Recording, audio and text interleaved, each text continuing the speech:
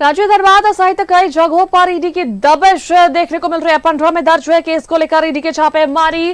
कांके के चामा मौजा से जुड़े जमीन के मामले में 3 सीओ, जमीन कारोबारी और अधिकारी के ठिकानों पर रेड।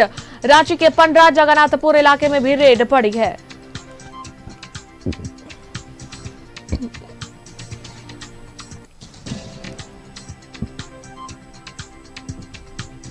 रांची के पंडरा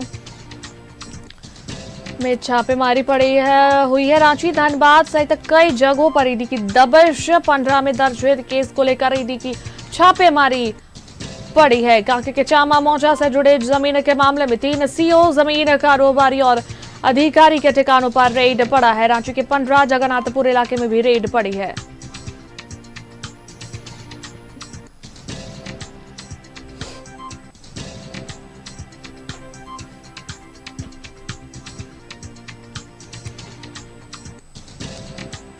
और इस पर अधिक जानकारी के लिए हमारे संवाददाता इमरान फोन लाइन पर जुड़ा है, सीधा उनका रुख करेंगे। इमरान, रांची, धनबाद सहित कई जगहों पर ईडी की दबिश देखने को मिल रही है। धनबाद में भी छापेमारी हुई है और यहाँ पर 15 में जो है दर्ज हुए केस को लेकर ईडी की छापेमारी पड़ी है, रेड पड़ी है बहुत जगहों पर। क्या फिलहाल पूरी जानकारी आ रही है इसे लेकर?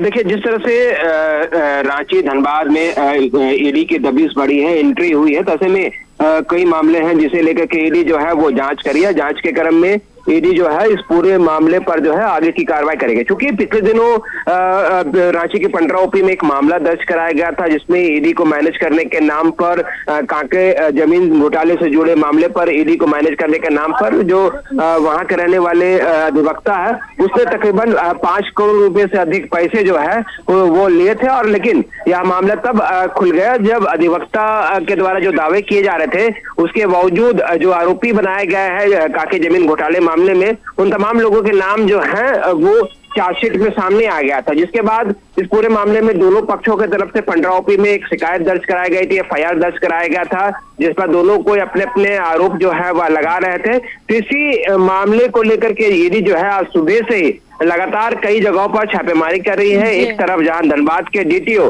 दिवाकर द्विवेदी के ठिकाने पर भी छापेमारी की जा रही है, क्योंकि दिवाकर द्विवेदी ने भी ईडी को मैनेज करने के लिए 1 करोड़ रुपए से अधिक के पैसे दिए थे। पूर्व नामकुम सीओ प्रभात भूषण ने भी 1 करोड़ 5 लाख रुपए थे। मौजूदा कांके सीओ जो है उसने भी 3 करोड़ रुपए से अधिक पैसे जो है वह ईडी को मैनेज करने के नाम पर अधिवक्ता को दिए थे। ऐसे में इन तमाम लोगों पर कार्रवाई जो है, एक तरफ जहां पंडरा ओपी में एफआईआर दर्ज होने के बाद पुलिस कार्रवाई कर रही थी, जांच कर रही थी, उसी में अब ईडी की एंट्री होने से तमाम लोगों की मुश्किलें जो है वो बढ़ गई हैं। क्योंकि जिस तरह से ईडी के नाम पर करोड़ों रुपए की वसूली करने का या जो पूरा खेल सामने आया, मैनेज करने का या जो पूरा खेल सामने आया, इस पूरे मामले की जांच के लिए ही बताया जा रहा है कि ईडी की टीम आज सुबह से ही रेस है और इस पूरे मामले पर कार्रवाई कर रही है।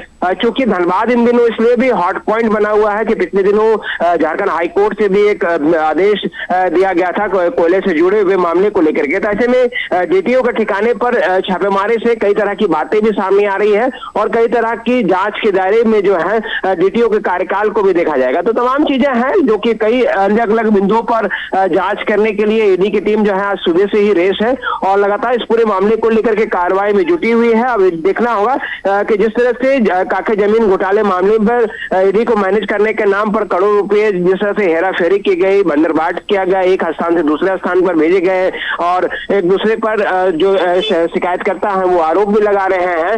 तो ऐसे में जब ईडी रेड कर रही है तो क्या कुछ फैक्ट फाइंडिंग निकल के सामने आता है वो देखने वाली बात होगी। और जिस तरह से ईडी कार्रवाई कर रही है कि क्या आने वाले दिनों में कांके के सीओ जय कुमार राम, नामकुम के पूर्व सीओ प्रभात भूषण के साथ साथ अधिवक्ता सुजीत प्रसाद सहित जो कई लोग हैं, इनकी मुश्किलें बढ़ सकती है। इनके साथ कई अन्य जो लोग हैं, चाहे वो धनबाद डीटीओ हैं या फिर कांके सीओ के भाई हैं या फिर अन्य जो लोग हैं, अन्य कैसे कई लोग हैं जिनके नाम जो है वो पंडरा ओपी में दर्ज एफआईआर पर दर्शाए गए थे। इस पूरे मामले को लेकर के अब जो है ईडी भी जांच कर रही है और आज इस पूरे मामले पर इसी एफआईआर दर्ज करते हुए यदि आगे के मामले पर जांच जो है और भी कड़ाई से और तेजी से की जाएगी। चलिए, बहुत बहुत धन्यवाद इमरान तमाम जानकारियों के लिए।